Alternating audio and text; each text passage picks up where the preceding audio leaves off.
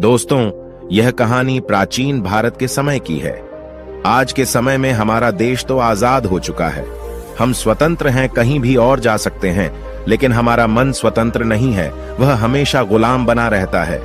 हम शारीरिक रूप से तो स्वतंत्र हैं, लेकिन मानसिक रूप से हम गुलाम होते जा रहे हैं। मानसिक पीड़ा से हम ज्यादा परेशान रहते हैं। तो आज की यह सच्ची घटना आपके दिमाग की गुलामी को अवश्य दूर कर देगी। आपके दिमाग में हो रही उथल पुथल को शांत कर देगी। आपका शांत मन शांत हो जाएगा। दोस्तों, एक बार की बात है, निचले हिमालय की पहाड़ियों में बसे एक छोटे से गांव में निर्मल नाम का एक जवान युवक रहता था। निर्मल अपने गुस्सैल स्वभाव और शांत मन के लिए पूरे गांव में प्रसिद्ध था। वह बहुत ही गुस्से वाला युवक था। उसका मन एक जगह पर कभी टिकता ही नहीं था। उसका मन हर समय विचारों से भरा रहता था। विचारों के इस तूफान ने उसके मन को पूरी तरह से अशांत कर रखा था। शांति तो जैसे उसके जीवन से गायब ही हो गई थी।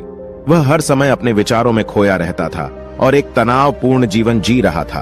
अपने अशांत मन और गुस्सैल स्वभाव की वजह से उसके घर वाले और गांव के लोगों से भी उसके संबंध अच्छे नहीं थे, जिस वजह से वह खुद को और भी ज्यादा अकेला व अपमानित महसूस करता था। ऐसी अवस्था में वह और भी ज्यादा मानसिक तनाव की स्थिति में रहने लग जाता था। ऐसे ही एक दिन निर्मल मन गिराए हुए गांव से बाहर बगीचे की तरफ जा रहा था। उसका किसी से बात करने का मन भी नहीं हो रहा था, क्योंकि वह अपनी जिंदगी से और शांत मन से बहुत ही ज्यादा परेशान था। उसे कुछ भी समझ में नहीं आ रहा था कि अब उसे क्या करना चाहिए। गांव से बाहर बगीचे में वह हर बार की तरह अपने दोस्तों से मिलकर अपनी बातें उन्हें बताया करता था। आज वह उसी बगीचे में गया तो उसके दोस्तों ने पूछा कि निर्मल, आज तुम बहुत ज्यादा ही निराश हो, इतना परेशान हो। क्यों नहीं तुम उस पहाड़ी के पीछे एक आश्रम है, उसमें एक बौद्ध महात्मा रहते हैं, वह बहुत ही ज्ञानी है। क्यों नहीं तुम उनके पास जाते हो, वह तुम्हारी सारी समस्याएं दूर कर देंगे। अपने दोस्त की बात मानकर निर्मल उन बौद्ध महात्मा से मिलने अगले दिन सुबह के समय ही अपने घर से निकल पड़ा। जब वह सुबह वहां पर पहुंचा तो उसने उन बौद्ध महात्मा को देखा कि वह सुबह के समय आश्रम में लगे पौधे को पानी दे रहे थे। चारों तरफ चिड़ियों की चहचहाहट से आश्रम का वातावरण सुबह के समय बिल्कुल खिल उठा था। पौधे को पानी देने के बाद वह महात्मा एक पेड़ के नीचे ध्यान की अवस्था में बैठ गए। बौद्ध भिक्षु के चेहरे से एक शांति झलक रही थी। इस असीम शांति ने निर्मल को बौद्ध भिक्षु की ओर आकर्षित कर लिया। जब निर्मल बौद्ध भिक्षु के निकट पहुंचा तो उसने उनके चारों तरफ एक सकारात्मक ऊर्जा का अनुभव किया। निर्मल को यह महसूस हुआ कि इस अद्भुत शांति और सकारात्मक ऊर्जा का स्रोत कहीं न कहीं बौद्ध भिक्षु के भीतर ही है। इसीलिए वहीं बैठकर बौद्ध भिक्षु की आंख खुलने का इंतजार करने लगा। थोड़ी देर बाद जब बौद्ध भिक्षु ने अपनी आंखें खोली तो उन्होंने अपने सामने एक जवान लड़के को बैठा पाया, जो कि काफी तनावग्रस्त और नकारात्मक भावनाओं से भरा हुआ लग रहा था। निर्मल ने बौद्ध भिक्षु की ओर लालसा भरी नजरों से देखा और बड़े आदर भाव से कहा, हे मुनिवर, मेरा मन बहुत ही अशांत हो गया है। मेरे मन के विचार मुझे खाए जा रहे हैं। मैं एक क्षण के लिए भी शांति का अनुभव नहीं कर पा रहा हूं। इस वजह से हर समय मैं बहुत ही गुस्से में रहता हूं। थोड़ी सी बात पर हम गुस्से से उत्तेजित हो जाते हैं। किसी की बात मुझे नहीं लगती। कृपया क्या आप मुझे सिखा सकते हैं कि मैं अपने इस अशांत मन को शांत कैसे करूं? गुरुदेव, कोई उपाय बताइए मुझे। बौद्ध भिक्षु ने निर्मल के दर्द को समझते हुए उसकी ओर देखा और कहा, मेरे प्यारे बच्चे, तो तुम भी अपने मन की चाबी किसी दूसरे के हाथ में दे दिए हो और आज तुम भी गुलाम हो गए हो। निर्मल को महात्मा की बात कुछ समझ में नहीं आई। उसने कहा, गुरुवर, यह मन का गुलाम और चाबी क्या है? कृपया मुझे विस्तार से समझाएं।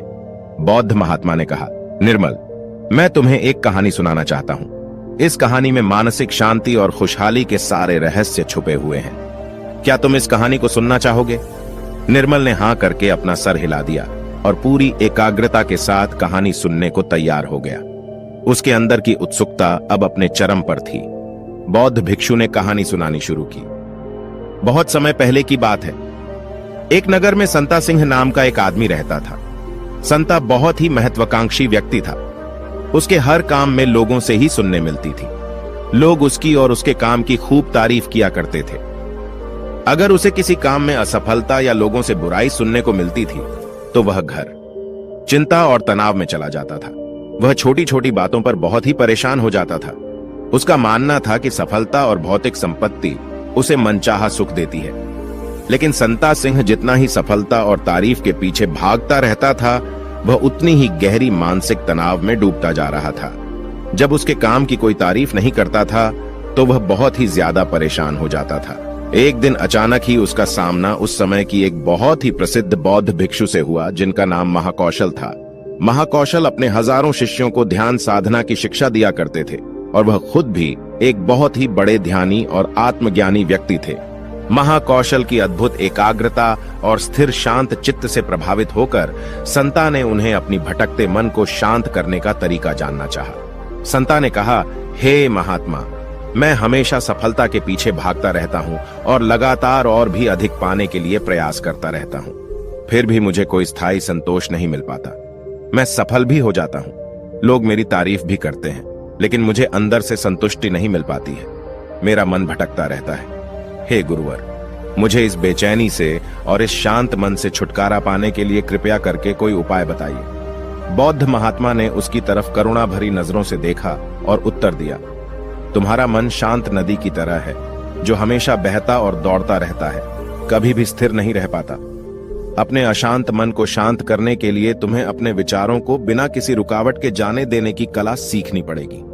संत ने कहा, हे महात्मा, लेकिन मैं विचारों को कैसे जाने दे सकता हूं? आखिर मैं भी तो अपनी इच्छाओं और महत्वाकांक्षाओं से जुड़ा हुआ हूं। यह सुन भिक्षु महाकौशल मुस्कुराए और बोले, कल्पना करो कि तुम्हारे हाथ में पानी से भरा हुआ ग्लास है।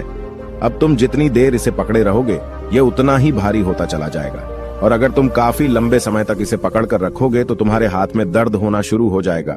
लेकिन अगर तुम अपनी पकड़ ढीली करते हो और इसे जाने देते हो तो इसका भार खत्म हो जाएगा। निर्मल अपने गुरु द्वारा सुनाई जा रही कहानी और उनके संदेश को बड़े ही ध्यान के साथ सुन रहा था।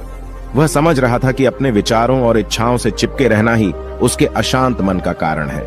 यह भी एक कारण है जिसकी वजह से उसका मन अशांत है, क्योंकि निर्मल भी संत की तरह ही विचारों को पकड़कर रखता है। छोटी छोटी बातों पर बार बार विचार करता रहता है, जिससे संता की तरह ही उसका मन भी बेचैन रहता है।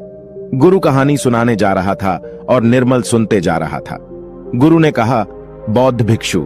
महाकौशल की बातें उस संता को बड़े ही अच्छे से समझ में आ रही थी। बौद्ध भिक्षु महाकौशल की सलाह को मानते हुए संत अपने विचारों को जाने देने का अभ्यास करना शुरू कर दिया। वह अपने विचारों और भावनाओं को बिना किसी पूर्व निर्णय के जाने देता। संत के मन में बस विचार आते और थोड़ी देर उसके दिमाग में रहते और फिर चले जाते, क्योंकि वह उन विचारों को अपने दिमाग में बैठने नहीं देता था। जब विचारों को दिमाग में बैठने की कोई जगह नहीं मिलेगी तो विचार खुद ब खुद अपने आप चले जाएंगे। महाकौशल भिक्षु ने कहा, इंसान बेवजह अपने विचारों को अपने दिमाग में बैठने की जगह दे देता है। वह जितना ज्यादा किसी बात पर विचार करेगा, उसके दिमाग पर विचार उतना ही गहरा असर डालता चला जाएगा, अर्थात उतना ही जगह बनाता चला जाएगा। क्योंकि इंसान जितना ज्यादा विचार करेगा, विचार उसके दिमाग में उतना ही ज्यादा जगह बना लेगा, और जब विचार जगह बना लेता है तो वह जल्दी दिमाग से निकलता नहीं है। महाकौशल भिक्षुक ने संता से कहा कि जो चीजें घटित हो चुकी हैं, जो घटनाएं घटित हो चुकी, या जो कुछ तुम्हारी जिंदगी में हो चुका है, तुम्हारे साथ चाहे वह कितना भी बुरा क्यों ना हुआ हो, अगर अब आप उन विचारों को अपने दिमाग में बैठने देंगे, उन पर विचार करेंगे, तो आपका दिमाग कभी भी शांत नहीं रहेगा, क्योंकि जो घटनाएं घटित हो चुकी हैं उसे आप बदल नहीं सकते हैं। चाहे मैं कहूं कि जैसे बारिश हो रही है, यह भी एक घटना ही है। अब बारिश हो चुकी है और हम सोचे ना हुई होती तो ज्यादा सही रहता, तो इस बात का कोई मतलब नहीं रह जाता। अब बारिश हो चुकी है, अब तो जो होना था हो गया है। उसी तरह से अगर आपकी भी जिंदगी में कुछ बुरा हो गया हो तो अब वह बुरा तो हो चुका है। अगर आप अब उस बात पर जितना ज्यादा जोर देंगे तो वह आपके दिमाग में उतना ही ज्यादा जगह बनाता चला जाएगा। इसलिए संता, ऐसे समय में अगर आपके दिमाग में बहुत सारे विचार आ रहे हैं, आपके दिमाग को शांत कर दे रहे हैं, तो आप उस पर विचार मत कीजिए। बस उन विचारों को आने दीजिए और उस पर आप ज्यादा सोचिए नहीं। विचार आएंगे और थोड़ी देर बाद चले जाएंगे। जब उन्हें आपके दिमाग में बैठने की जगह नहीं मिलेगी तो खुद ब खुद विचार आपके दिमाग से दूर होते जाएंगे और आप फालतू की बकवास से अपने आप को बचा लेंगे। कई बार कुछ लोग छोटी छोटी बातों पर बहुत ज्यादा ही सोचने लग जाते हैं, फिर वह उतना ही ज्यादा परेशान रहते हैं। महाकौशल भिक्षु ने कहा, संता, अब तुम खुद ही अपने आप को देख लो। तुम यही सोचते हो कि लोग मेरी तारीफ नहीं कर रहे, या जिस दिन तुम्हारे काम की तारीफ हो गई तो उस दिन तुम्हें बहुत ही अच्छा लगता है, लेकिन जिस दिन तुम्हारे काम की तारीफ नहीं हुई तुम्हें बहुत खराब लगता है। अर्थात तुम अपनी जिंदगी की खुशी खुद दूसरे के हाथों में सौंप दिए हो, अपनी खुशी दूसरों के हाथ में सौंप दिए हो। तुम्हें क्या मिल जाएगा अगर कोई तुम्हारी थोड़ी तारीफ भी कर देगा? वह तुम्हें थोड़ी देर के लिए शांति तो जरूर देगा, चंद पलों के लिए, लेकिन उसके बाद तुम फिर अपनी तारीफ पाने के लिए दोबारा से वही काम करने लगोगे। पूरे दिन पूरी रात तुम इसी सोच में बिता देते हो कि मैं कितना बढ़िया काम करूं कि लोग मेरी तारीफ करें, या ऐसा क्या करूं, कितना बड़ा बन जाऊं कि लोग मेरी तारीफ करें। ये विचार तुम्हारे दिमाग में जगह बना बैठा है। इस विचार से तुम हमेशा परेशान रहते हो। तुम्हें अपने दिमाग से इन विचारों को जगह नहीं देना है। अर्थात अगर ऐसे विचार तुम्हारे दिमाग में आए तो तुम उस पर विचार न करो। इस बात की आशा मत रखो कि लोग मेरी तारीफ करेंगे। यही आशा ही तुम्हारे दिमाग को अशांत कर दे रही है। पूरे दिन पूरी इसी सोच में तुम बिता देते हो कि मैं कितना बढ़िया काम करूं कि लोग मेरी तारीफ करें, या ऐसा क्या करूं, कितना बड़ा बन जाऊं कि लोग मेरी तारीफ करें। ऐसा विचार तुम्हारे दिमाग में बैठा है। इस वजह से तुम हमेशा परेशान रहते हो। तुम्हें अपने दिमाग से इन विचारों को जगह नहीं देना है। अर्थात अगर ऐसा विचार तुम्हारे दिमाग में आए तो तुम उस पर विचार न करो। इस बात की आशा मत रखो कि लोग मेरी तारीफ करेंगे। यही आशा ही तुम्हारे दिमाग को शांत कर दे रही है।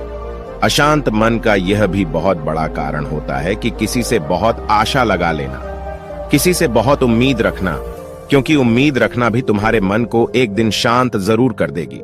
जरूरी नहीं कि तुम्हारी हर उम्मीद पूरी हो, और जरूरी यह भी नहीं कि तुमने जिससे उम्मीद लगाया है वह तुम्हारी उम्मीद पर खरा उतरे, क्योंकि उम्मीद एक दिन जरूर टूटती है, और जब उम्मीद टूटेगी तो तुम्हें दुख होगा, तुम्हें बहुत दर्द होगा, तुम्हारा फिर अशांत हो जाएगा, तुम गहरे दुख में डूब जाओगे।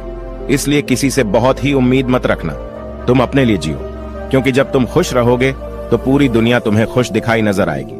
वह तुम्हारी अपनी खुशी है, इसे तुम अपने हाथों में रखो, क्योंकि इस दुनिया में तुम अकेले आए हो और अकेले ही जाना है, तो अपनी जिंदगी अपने हिसाब से जियो। लोग सबसे ज्यादा इसलिए परेशान रहते हैं क्योंकि वह सोचते हैं कि दुनिया क्या कहेगी, लोग क्या कहेंगे, भविष्य मेरा कैसा होगा, उसने मुझे आज ऐसा कह दिया। यही सब विचार उसके दिमाग में जगह बना लेते हैं, और जब विचार जगह बना लेते हैं, आपके दिमाग में बैठने की जगह उन विचारों को मिल जाती है, तो वे उतनी आसानी से आपके दिमाग से नहीं निकलेंगे। आप कितना भी पूजा पाठ क्यों न कर लें, आपका दिमाग शांत ही रहेगा। संता ने कहा, गुरुवर, मेरे साथ भी ऐसा ही हो रहा है। मैं यही सोचता हूं कि पूजा पाठ कर लूं तो मेरा दिमाग शांत हो जाए, लेकिन यह शांत होता ही नहीं। जब तक मैं पूजा पाठ करता हूं तब तक तो मुझे शांति मिल जाती है, लेकिन फिर उसके बाद मेरे दिमाग में वही सब विचार आने लगते हैं। महाकौशल भिक्षुक ने कहा, संत, अपने आप को जागरूक करो, समझो इस बात को कि असली शांति किस तरीके से प्राप्त की जा सकती है। पूजा पाठ तो तुम्हारी नित्य प्रतिदिन की क्रिया है, इससे तुम्हारा दिमाग शांत नहीं होने वाला है जब तक कि तुम ध्यान में बैठकर अपने विचारों को समझने का प्रयास नहीं करोगे, अपने आप को जागरूक नहीं करोगे कि कौन से विचार हमारे लिए अच्छे हैं और कौन से विचार हमारे लिए बुरे हैं। विचारों को अपने दिमाग में आने दो और उन्हें जाने दो, उन्हें जगह मत दो। अर्थात उन विचारों पर ज्यादा जोर मत दो, और अपनी आजादी की चाबी अपने हाथ में रखो, किसी के हाथ में मत रखो, वरना तुम कभी स्वतंत्र नहीं रह पाओगे। शारीरिक रूप से तो तुम आजाद हो, लेकिन आंतरिक रूप से तुम गुलाम हो। आंतरिक रूप से भी खुश होने का प्रयास करो, आंतरिक रूप से भी खुद को स्वतंत्र रखो। अपने स्वतंत्र होने की चाबी अपने हाथ में रखो। यह दुनिया है, इसका काम है बोलना बोलकर आपको परेशान करना। जितना आप इस बात से परेशान होंगे, लोगों को और मजा आता जाएगा। वे तुम्हें और ज्यादा परेशान करने की कोशिश करेंगे। तुम्हारी आंतरिक स्वतंत्रता रूपी चाबी को वह तुमसे छीनने का प्रयास करेंगे। इसलिए अपनी चाबी किसी को मत दो। इस दुनिया में कुछ भी स्थायी नहीं है, सब कुछ बदलता रहता है। एक समय के बाद सब कुछ बदल जाता है। एक दिन तुम्हारे चाहने भी तुमसे दूर हो जाएंगे, फिर कोई और आएगा। आज तुम यहां हो मेरे सामने, कल तुम कहीं और होगे। जब इस दुनिया में कुछ भी स्थायी नहीं है, सब कुछ बदलने वाला है, तो तुम अपने दिमाग में विचारों को क्यों स्थायी जगह दे रहे हो? ऐसे विचारों को क्यों तुम बार बार सोच रहे हो? खुद को स्वतंत्र रखो, अंदर से भी और बाहर से भी। अंदर से स्वतंत्र रखना बहुत ज्यादा जरूरी होता है। महाकौशल की बात सुनकर संता को सब उत्तर मिल चुका था। इधर गुरु ने कहानी का अंत किया और कुछ देर शांत होकर निर्मल से पूछा, निर्मल, कुछ समझ में आया तो? उत्तर मिला कि नहीं, निर्मल तो मानव एक मूर्ति के समान। वह गुरु को एकटक देखता ही जा रहा था। उसके मुख से कुछ भी निकल नहीं रहा था, क्योंकि ऐसी बातें आज से पहले वह कभी किसी के मुख से सुनी नहीं थी, या ऐसी कहानी अपने गुरु के मुख से सुनी कि जो शायद उसे जीवन की सच्चाई बता गई। शायद उसे जीवन का रहस्य भी पता चल गया। वह बिल्कुल मौन हो गया था।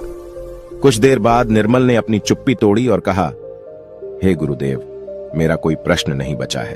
अब आपसे विनम्र निवेदन है कि मैं भी आपके साथ इसमें कुछ दिनों के लिए रहना चाहता हूं। मुझे तो इस दुनिया की काफी सच्चाई पता चल गई और मैं आपके साथ रहकर खुद को भी जानने का प्रयास करूंगा और लोगों को भी इस शब्द के बारे में बताऊंगा, इस रहस्य के बारे में उन्हें भी बताऊंगा। आज की कहानी